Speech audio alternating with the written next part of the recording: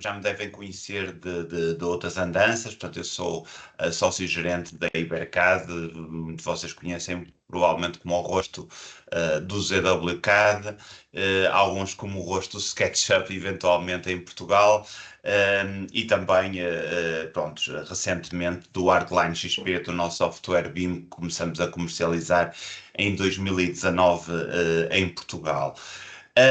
Eu vou-vos apresentar então, vou aqui partilhar o meu ecrã. Então, o nosso tema hoje tem a ver com as mudanças que vamos ter em 2026. Isto a fazer crer que realmente a legislação em vigor vai para a frente nos timings que foram sugeridos já há bastante tempo. É óbvio que eu não vos posso mostrar aqui como é que vão ser as plataformas de inserção de dados, etc., porque isso ainda não está definido, penso que ainda estará no segredo dos deuses, ainda estará a ser negociado ou a ser implementado. Aquilo que eu vos posso dizer é que aquilo que a nível de BIM vai trazer mudanças e de que forma é que nós nos devemos preparar para essa grande mudança em 2026 a ocorrer. Vou-vos começar por apresentar a Ibercad. A Ibercad é uma empresa que trabalha na área do software CAD 3D BIM. Temos cerca de 90 e qualquer coisa por cento dos nossos clientes são da área do AEC, portanto, de arquitetura, engenharia e de construção. E, portanto, trabalhamos portanto, com base nestas três vertentes, com cerca de 15 mil clientes a nível nacional, sendo que em cada 3 municípios é nosso cliente, sobretudo do ZWCAD, e trabalhamos, no fundo, para obter soluções que se enquadrem no trabalho diário das pessoas e, se possível, com soluções relativamente económicas face às alternativas do mercado. A nossa empresa faz este ano 20 anos, em dezembro deste ano fazemos 20 anos em que começamos a comercializar o ZWCAD em Portugal. Tivemos um segundo grande momento em 2015, com o início da representação do SketchUp também em Portugal, e em 2019 começamos a comercialização do Artline XP em Portugal. Em 2023, peço desculpa, começamos uma colaboração com a GTI, portanto, que havia uma grande necessidade de formação na área do CAD, do 3D, e na altura achávamos que o BIM poderia ser uma solução. Com o facto de aparecer esta legislação e a entrada em vigor em 2026 da obrigatoriedade do BIM para as obras públicas e em 2030 para as obras em geral, isso acelerou um bocadinho o processo e a necessidade de formação nesta área. Eu não sei precisar muito bem os números, mas desde 2024, início de 2024, quando começamos a fazer os primeiros cursos online, que já devemos ter cerca de 600, 800 formandos já participantes nos nossos cursos, portanto, feitos em conjunto. Então vamos falar sobre o BIM. O BIM é uma palavra muito pequena, ou uma sigla muito pequena, mas que causa muita confusão a muita gente. Um momento relativamente simples, o que depois complica é de facto o processo. Ter em conta que em 2026, portanto, se as regras forem realmente aquilo que está previsto, o BIM deixa de ser uma opção como foi até agora. Portanto, há muita gente a trabalhar em BIM, ou por outra, há muita gente a trabalhar com software BIM, não quer dizer que esteja a trabalhar em BIM, mas a partir de 2026 deixa de ser uma opção, passa a ser uma obrigatoriedade no que diz respeito na relação com a administração pública. Portanto, quem faz obras públicas, quem faz projetos para instituições públicas vai ter que adaptar-se e trabalhar com esta nova metodologia. E então, o que é que quer dizer BIM? portanto, toda a gente tem este presente que building, BIM quer dizer Building Information Modeling. Agora vamos tentar perceber o que é que essas três palavras querem dizer na palavra BIM, portanto, na sigla BIM. Há quem agora já tenha mudado um bocadinho o significado desta sigla, substituiu a palavra modeling por management. As duas são válidas, embora eu acho que aqui modeling serve melhor os intentos e percebe-se melhor a vantagem, portanto, de utilizar esta metodologia. Portanto, a palavra building em inglês pode ter dois significados. Pode ser o sujeito, ou seja, a palavra edifício, portanto, pode significar edifício, como também pode significar o verbo construir. Quando estamos a falar do edifício, estamos a falar de um produto acabado, portanto, o produto final, que é o grande objetivo, quer de um projeto, quer da construção, quer de tudo. No caso do verbo, estamos a falar na palavra construir, e eu até sugeria utilizarmos um bocadinho como os brasileiros utilizam o gerúndio, portanto, não construir, mas construindo. Portanto, porquê? Porque o BIM é, na realidade, um processo. Portanto, é um processo em que vamos acompanhar desde 5 etapas que vamos já conhecer, a evolução, portanto, da construção até chegarmos, então, ao edifício, que é o produto acabado. Depois temos a palavra information. Information porquê? Porque o nosso edifício está carregadinho de informação. E como está carregadinho de informação, ele vai ter que ser alimentado desde as fases prévias, portanto, do nosso processo. Portanto, desde o próprio levantamento. Nós, neste momento, trabalhamos muito com estações totais, portanto, fazem captação de pontos estratégicos de um determinado edifício, de um determinado terreno, para fazermos um levantamento topográfico ou um levantamento de um edifício. Já começam a aparecer as nuvens de pontos, os drones, todas essas tecnologias, mas atenção que o BIM não para por aí. Nós podemos, por exemplo, solicitar a um topógrafo para recolher o que é que está dentro das paredes em termos de infraestruturas, por exemplo, ou podemos pedir-lhe para nos caracterizar quais são os materiais de acabamento em cada um dos edifícios existentes que estão a ser levantados, onde é que estão os elementos estruturais, etc. Portanto, aquilo que nós temos no BIM, portanto, nesta segunda parte, a nível de informação, é extremamente útil, não só para a fase de projeto, como para a fase de construção e, posteriormente, manutenção e, eventualmente, até a própria demolição do próprio edifício. Em termos de modeling, então, temos a questão, o chamado Digital Twin. Digital Twin é um termo utilizado muito na gíria, não só na construção, mas também em áreas como, por exemplo, na medicina, ou, por exemplo, na estomatologia. Portanto, na medicina dentária usa-se muito a questão do gêmeo digital para fazer simulações, verificar, portanto, se uma determinada solução é viável ou não. Já começam a haver simulações de cirurgias feitas com modelos tridimensionais, que depois são a replicação de um determinado problema num determinado doente, e em que nós estamos a atuar sobre o modelo 3D e alguma coisa está a acontecer dentro do corpo desse doente. Portanto, basicamente, estamos a atuar não diretamente sobre o corpo, mas do modelo 3D, e alguma coisa, um robô, ou seja o que for, estará a atuar sobre esse modelo. Na construção não vamos chegar a esse ponto, mas temos a necessidade de ter um modelo digital. Portanto, utiliza-se muito o termo as-built, ou seja, o modelo 3D conforme está construído. E porquê? Porque, eventualmente, podemos ter uma necessidade de uma intervenção no edifício e temos que saber muito bem aquilo que está dentro, por exemplo, dentro das paredes, que é o que está mais ocultado, não é? E não temos esse tipo de informação. E então, quais são as 5 fases pelos quais passa o BIM.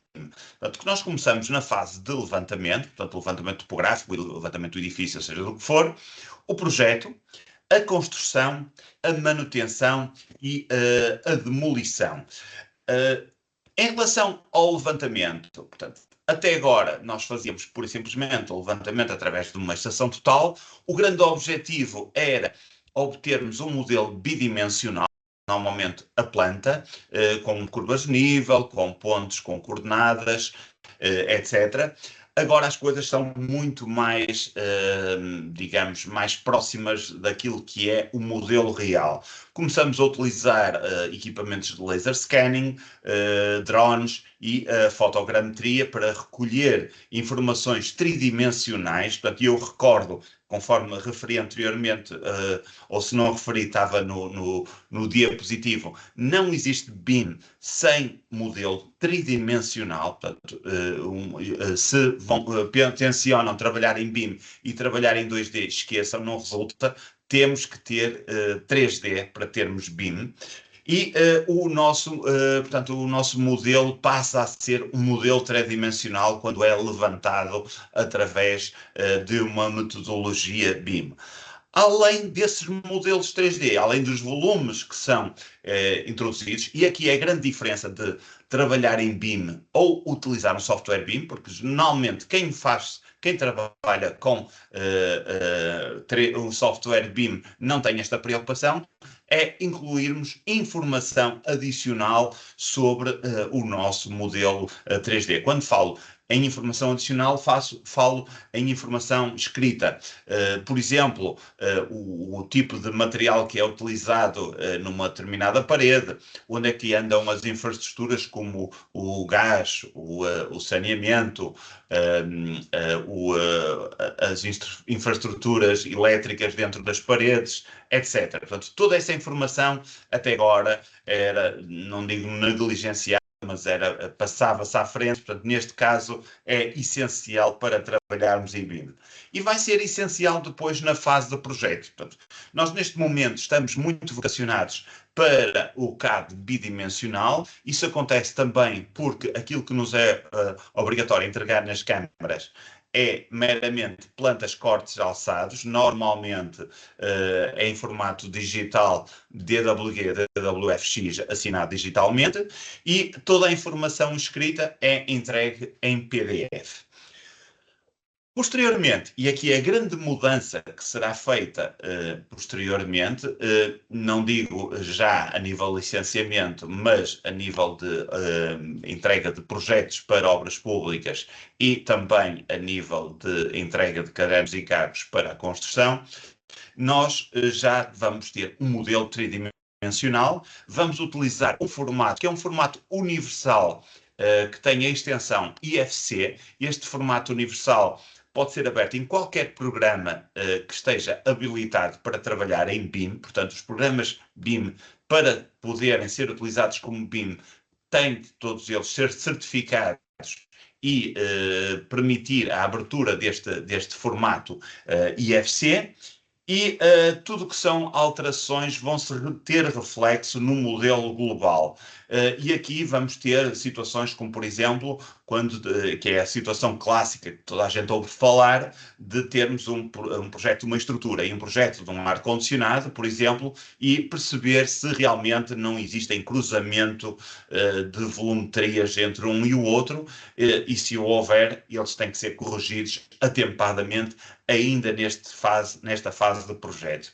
Uma das terminologias que o BIM pretende terminar, pretende abolir, é a célebre frase alteramos isso em obra, ou alterações em obra. Portanto, o BIM tem como objetivo fazer essa quebra e conseguirmos deste modo prever tudo o que são problemas que mais tarde se vão manifestar na construção, ainda dentro desta fase de projeto. Depois temos a fase da construção e também aqui vamos ter algumas mudanças. Portanto, Em primeiro lugar, portanto, neste momento, nós, para construirmos uma obra, estamos extremamente dependentes do papel, ou se não é do papel, agora com tablets e tudo em obra, temos desenhos sempre bidimensionais à nossa disposição. Muitos desses desenhos são de difícil leitura. Nós temos problemas gravíssimos na construção de pessoas que não percebem aquilo que lhes estamos a procurar transmitir através de desenhos e acabam por fazer coisas completamente distintas e muitas vezes até disparatadas comparativamente com aquilo que é a nossa ideia.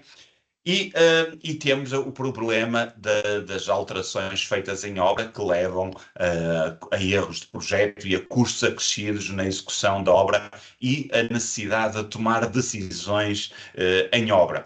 Um exemplo clássico, se forem ver um projeto de saneamento de uma habitação, normalmente são colocadas as tubagens e não se tem em consideração onde é que estão os elementos estruturais. Por exemplo, definimos locais para tubos de queda que muitas vezes coincidem com vigas, porque nos dá bastante jeito colocar esses tubos de queda na periferia do edifício e nós sabemos de antemão que ali estão vigas.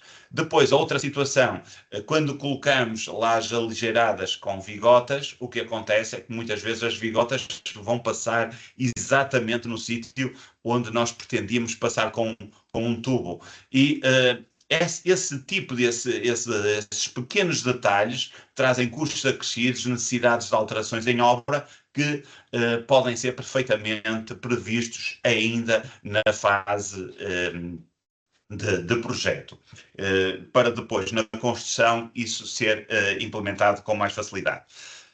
Quando estamos a falar em BIM na área da construção, nós vamos introduzir duas novas vertentes. Portanto, isto é um plano meramente teórico, mas que tem resultados na prática. Portanto, toda a gente já ouviu falar em modelo 3D. Portanto, isto neste momento, basicamente, 90% das pessoas que trabalham em BIM trabalham em 3D, mas não trabalham nem em 4D, nem em 5D. O que é o 4D e o 5D? Imaginem o que é associarmos a cada elemento construtivo um período de tempo para ele ser executado. Por exemplo, uma viga demoraria, sei lá, uma semana a ser betonada. Portanto, ele tem uma determinada inscrição e está colocada numa determinada fase da obra. Ao prevermos esse tempo necessário, o início e o fim, e a dependência em relação aos restantes elementos construtivos, não estamos a prever quando é que ele vai ser. Portanto, se nós tivermos todos os elementos construtivos, nós conseguimos ter uma previsão de quanto tempo vai ser necessário para construir esta obra. No caso de estarmos a trabalhar com um edifício em que tem muitos elementos construtivos e verificamos que o tempo que portanto, a obra nos vai demorar é um bocadinho mais longo do que aquilo que seria desejável ou que está previsto no caderno de encargos, então vamos ter que reajustar e planear a nossa obra para determinados elementos construtivos serem feitos um pouco antes ou demorarem menos tempo a ser executados de uma ou de outra forma, como pré-fabricação, ou seja, aquilo que for. Portanto, esta é uma das vertentes. Agora, imaginam que é terem um determinado cronograma feito de uma forma informática, num software BIM, e a dada altura tem um problema, como por exemplo aconteceu no sábado passado, de um temporal que não permitia, portanto, por acaso calhou um sábado, mas podia ser uma sexta-feira ou uma segunda. Imaginem que iam ter que parar a obra durante um dia por questões de segurança. Portanto, todo o cronograma ia ser protelado um dia, portanto, nós depois, no próprio modelo BIM, íamos ter que reajustar o nosso cronograma para acabarmos a obra dentro dos prazos previstos. E depois temos uma vertente, que é a vertente 5D, que é a vertente do controle de custos, que atualmente é feita de uma forma manual e que obriga sempre a termos o nosso projeto terminado para conseguirmos obter um orçamento. No BIM, pelo facto de nós termos os custos associados a cada um dos materiais e a cada um dos elementos construtivos, à medida que nós vamos construindo o projeto, vamos tendo uma noção dos custos, portanto, dessa mesma obra. Isso permite-nos, então, prevenir custos acrescidos e ter um controle muito mais vantajoso sobre a obra. Mas atenção, o nosso edifício não acaba aqui na fase da construção, nós depois temos a parte da manutenção. O que acontece atualmente é, quando existe algum problema, por exemplo, uma tubagem, uma conduta que rompeu, ou uma ligação de um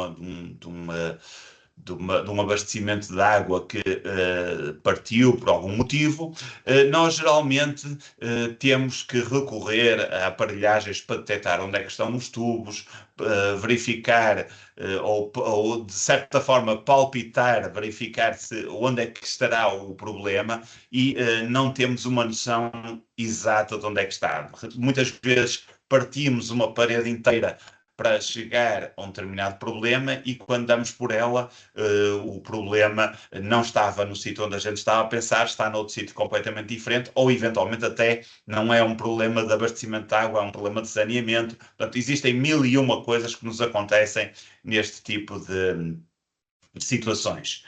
No caso do BIM, nós, teoricamente, temos um modelo digital onde nós temos a informação de tudo o que foi utilizado para construir esse edifício. Quando falo de tudo, falo absolutamente tudo, desde joelhos nas ligações de abastecimento de água, por exemplo, onde é que estão as tubagens de infraestruturas elétricas e se nós temos um determinado problema, pela própria análise do modelo 3D, podemos eventualmente até perceber onde realmente é que ele está e quando formos partir para a demolição de um determinado elemento construtivo para chegar a uma tubagem, por exemplo, que está ocultada, nós temos muito mais grau de certeza, portanto, temos uma decisão muito mais formada em relação àquilo que temos que fazer, portanto, e a intervenção torna-se muito mais imediata, até eventualmente podemos já estar preparados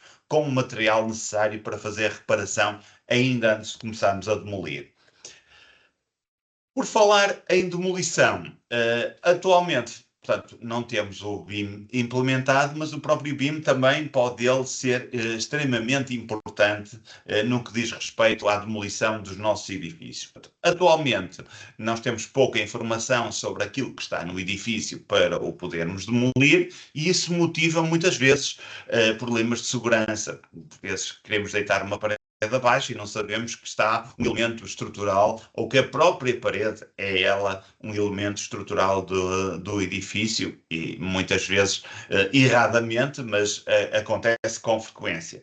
Quando nós temos um modelo BIM, ou modelo BIM atualizado, atenção, volto a frisar a expressão as built, tal como foi construído, nós sabemos exatamente onde é que andam todos os elementos construtivos. E não falo só de paredes, vigas e elementos estruturais. Falo também, por exemplo, de tubagens de gás, tubagens de abastecimento de água, tubagens de saneamento, que ao serem demolidos temos de ter em consideração que podem trazer, portanto, problemas ao nível da segurança e podemos estar a interferir, por exemplo, com infraestruturas de outros edifícios contíguos ou outros apartamentos, por exemplo, outras frações contíguas dentro do mesmo edifício. Portanto, isto deixa de ser um problema, ou pelo menos é minimizado com o BIM.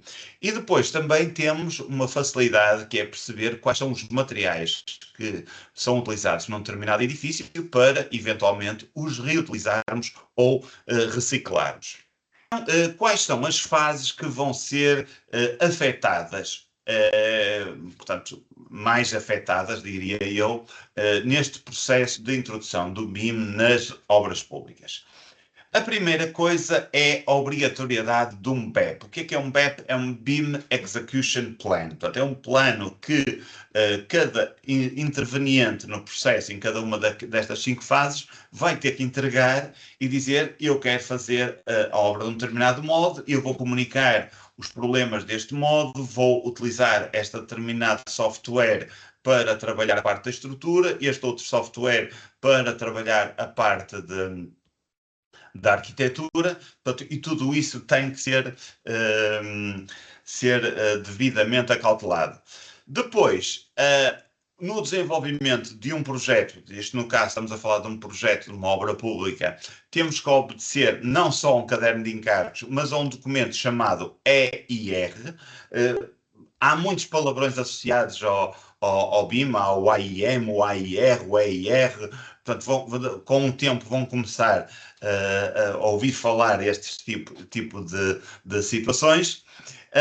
O EIR é um documento importantíssimo porque é o que vai determinar as bases para o modelo BIM poder ser modelado na fase de projeto. Portanto, e uma Câmara Municipal, por exemplo, quando entrega um projeto a um arquiteto para ser executado num gabinete privado, vai impor umas determinadas regras para o seu projeto ser realmente validado pela Câmara Municipal. Estamos a falar de obras públicas, atenção. Por exemplo, ele pode dizer qual é especificamente o símbolo que é utilizado para determinar a origem do projeto. E depois temos todas as especialidades que têm que obedecer a essa mesma coordenada de origem. Porquê é que isto é importante? Porque imaginem o que é. Nós temos um arquiteto que faz a arquitetura, temos um engenheiro civil que faz a estrutura, temos um engenheiro mecânico que faz o ar-condicionado, por exemplo. Imaginem o que era sobrepor estes 3 projetos e eles não estavam nas coordenadas corretas, o que quer dizer que tinham todos um desvio uns em relação aos outros e então não podíamos fazer comparações porque eles estavam todos fora do sítio. Depois, agora estou a verificar que temos aqui partes que eu não editei do texto. Portanto, temos a parte de fiscalização e acompanhamento da obra. Isto é feito com uma plataforma digital na cloud online, que ainda não sei muito bem como é que isso vai ser em termos públicos. Ouve-se falar de uma plataforma única, não sei se vai englobar esta questão do BIM, mas em todo caso estamos a falar de uma plataforma muito semelhante para quem conhece ao BIMX, ou ao Autodesk 360 ou ao Trimble Connect. Para quem está um bocadinho mais fora destas andanças, posso-lhes dizer, assim comparativamente, será uma plataforma parecida com uma Google Drive ou uma Dropbox ou alguma ferramenta desse género, e é através dessas pastas que vão sendo colocando fecheiros e vamos fazendo a comunicação entre vários intervenientes, porque essas plataformas também estão preparadas para fazer este tipo de comunicação e nessa plataforma vai ser registada absolutamente tudo relativamente a uma determinada obra. Portanto, para cada obra é aberto um processo e nesse processo vamos, por exemplo, imaginem que eu consultei um determinado desenho, um modelo 3D BIM, isso fica automaticamente registado na plataforma, portanto, o dia e a hora em que eu acedi a esse fecheiro. Isto é um bocadinho uma espécie de Big Brother da construção, mas isto vai permitir, por exemplo, lidar com questões legais, portanto, para que mais tarde imaginem que disseram, epá, você não fez isto dentro do prazo, e vocês podem dizer, epá, fiz, porque se reparar, no dia X, às X horas, eu coloquei o fecheiro naquela determinada pasta. Portanto, deixa de ser tudo falado e passa a ser comunicado e registado nesta plataforma. Finalmente, temos a questão da entrega do modelo as-built. O que é a entrega do modelo as-built? Para se terem uma espécie de paralelo, atualmente o que se faz é a entrega dos vermelhos e amarelos, portanto, as chamadas telas finais. Portanto, é aquela metodologia que se utiliza atualmente para comunicar o modelo conforme está construído. No caso do BIM, nós temos que ser muito mais rigorosos porque vamos ter que entregar o modelo as-built, ou seja, não só a indicação da arquitetura, em termos de plantas, cortes e alçados. Portanto, neste caso já não entrou em jogo porque estamos a entregar um modelo 3D, mas também a indicação das infraestruturas de água, saneamento, de eletricidade, AVAC, a estrutura. Portanto, tudo isso tem que ser documentado e entregue tal como foi feito, e penso eu que aqui está o grande desafio, pelo menos no que diz respeito à construção, porque é com base nesse modelo que futuramente vão ser vai ser feita a manutenção de um edifício. Por exemplo, imaginem que surge um problema elétrico no edifício e é necessário substituir um disjuntor. Nós, pelo próprio modelo 3D, já sabemos qual é o disjuntor que está a ligar aonde, quais são as tomadas ou os interruptores ou os dispositivos elétricos que estão a ligar a um determinado sítio e conseguimos ver qual é o tipo de disjuntor que está a ser utilizado. E dessa forma, analisando o projeto, podemos verificar se realmente o disjuntor é o adequado ou não e comprar outro disjuntor para colocar naquele local, eventualmente sequer sem ir ao próprio local e ir já, portanto, preparado para fazer a reparação. Agora, imaginem isto numa Câmara Municipal ou numa entidade pública que tem que fazer manutenção de edifícios, o tipo de revolução que lhes vai trazer. Em termos de municípios e empresas, o que é necessário fazer até termos a implementação deste processo? Em primeiro lugar, a capacitação das pessoas que vão trabalhar nas obras, no projeto e em todas estas fases, nomeadamente com formação, com certificação, e vão ter que construir equipas multidisciplinares. Portanto, atualmente tem-se muita prática de entregar, sei lá, por exemplo, a parte de eletrotécnica a um freelancer. Portanto, aqui o freelancer vai ter que estar muito mais envolvido na equipa, vai ter que fazer parte da equipa, vai ter que ser registado como elemento da equipa e vai ter conhecimento de todas as fases do processo à medida que ele se vai desenvolvendo.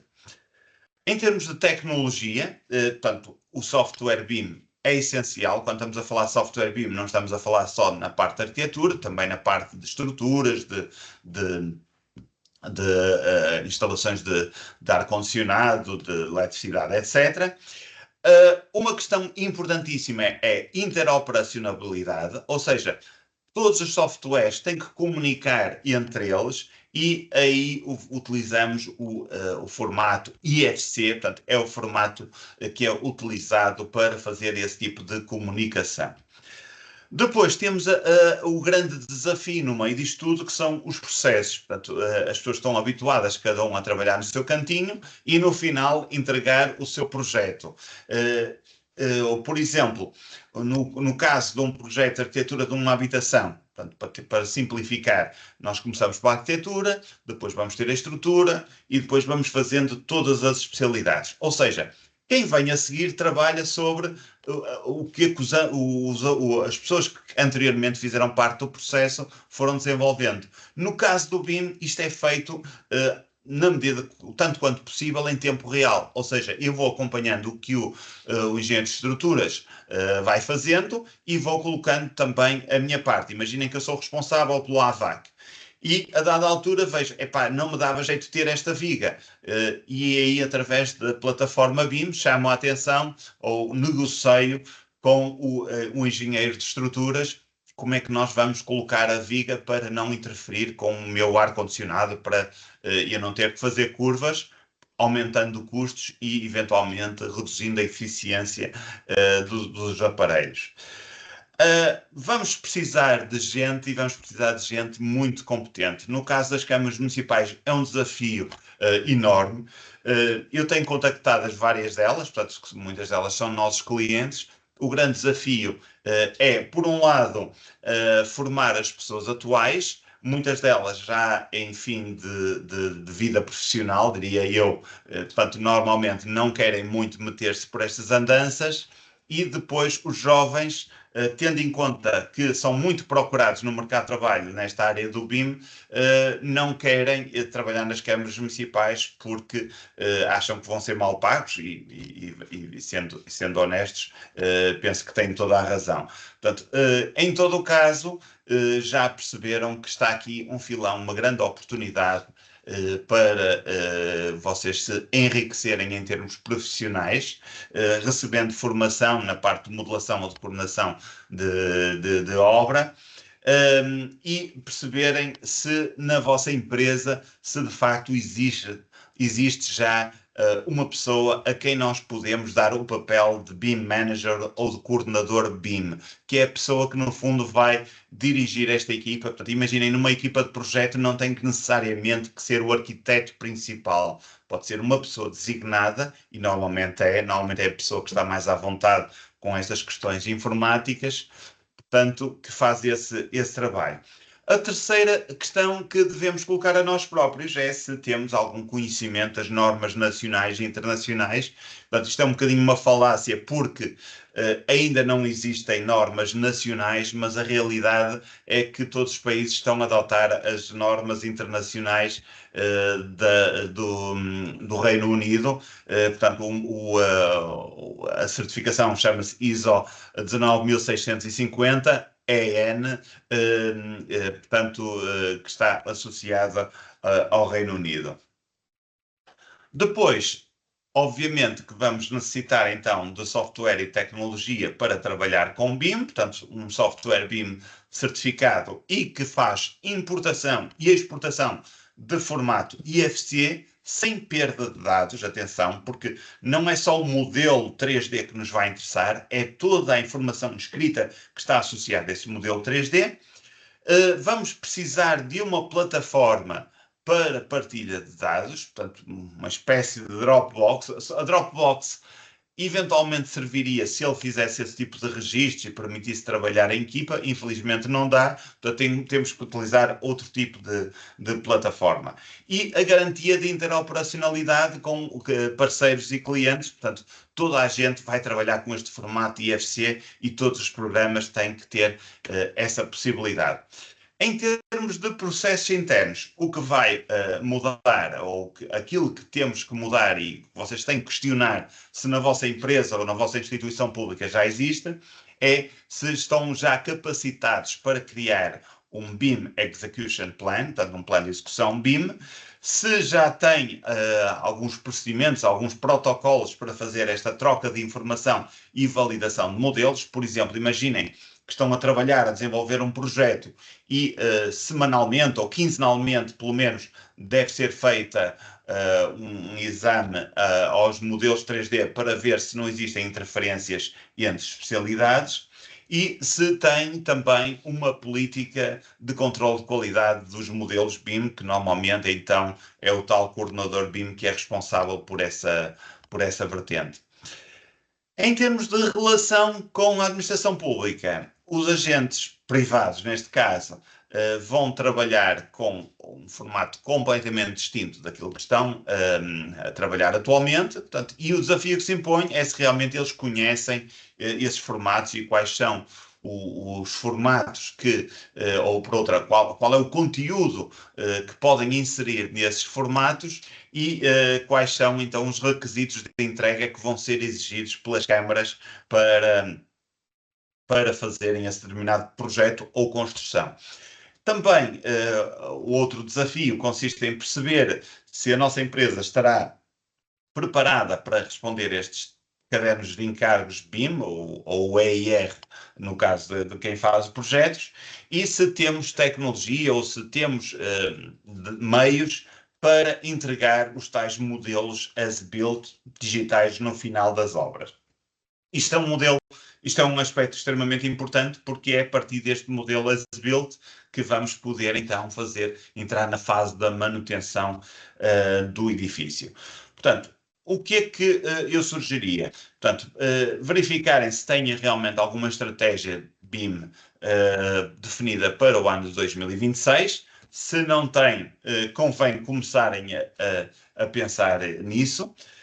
Como é que vão utilizar o BIM como vantagem competitiva? Portanto, nas vossas propostas comerciais, portanto, vão conseguir perceber onde é que podem, portanto, minimizar custos e desta forma fazer propostas muito mais vantajosas para os vossos clientes, neste caso as câmaras municipais, e se eventualmente já participaram em algum projeto piloto ou se algum concurso digital, alguma simulação, portanto, para ver como é que isto funciona.